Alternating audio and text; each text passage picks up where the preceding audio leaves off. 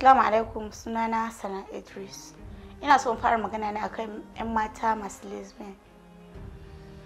Don gaskiya abin da suke don yanzu abin da yake yayi kenan. Duk macen da kaga ta fara tasowa kaga wai lesbian gaskiya babu kyau. Don gaskiya ka gan sam da yawa ka gan mace ta kai mace ya kamata tana gidan mijinta ne. Amma sai ka ga mace tana bin yar uwanta mace. Ya kamata ki bi namiji ba na mace ba. Kuma namijin ma mijin auren ki. Me kike samu a jikin na mace? Me na mace za ta baki? Mata dan Allah dan Annabi. Wannan abin da kuke babu kyau. Ku tuba ku dena.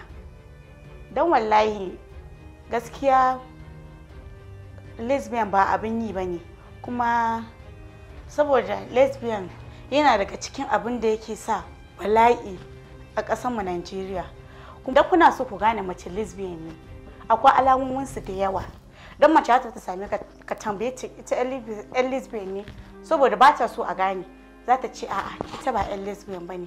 Amma akwai alamominsu ta hanya da yawa yadda za ka yi ka gane. Na ɗaya ka ga suna sa zobe a ƙafa, za ka ga suna sa chain a ƙafa, kuma da damansu za ka ga especially ma in mace ta ga mace yar uwanta tana son ta, zaka ga tana nuna mata alamu tana son ta azin idan ba ta son ɗayan ta gane kenan tunda ɗayan ita ba yan lesbian bane, zaka ta fara mata alamu tana mata irin su kyauta haka tun me ita kuma ɗayan za ta ji ai tana son ta tunda tana mata kyauta, yarinyar kirki ce menene ba ta da halin banza, ita kuma bata son ga halinta ba. Sai nan gaba kuma ka ga ta fito mata kirikiri ta ce ne fa lesbian ne, ina son ki ga abin da ya sa. Dan na ga ma har akwai ma wanda za ta ajiye mace yanda namiji ke ajiye mace a ɗaki, ya mata kayan ɗaki, ya mata komai, haka za ka ga mace ta zaunar da mace ta kama mata ɗaki ko na nawa ne, kaga sun ta tara mata kayan ɗaki kamar irin mata da mijin nan haka, kuma wai dukan mace da mace ne.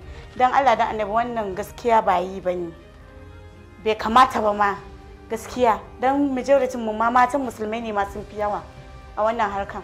Kuma ina janyo hankalinku dan Allah ku mari ku daina, don wannan ba harka bane ta arziki, harka ce mai haifar da bala'i da masifa ga ƙasar mu Najeriya. Dan Allah ina kiran ku matan mu musulmai da ma kowa waye da ke wannan harkan, dan Allah ya daina, dan babu akwai ranar gamuwa da Allah.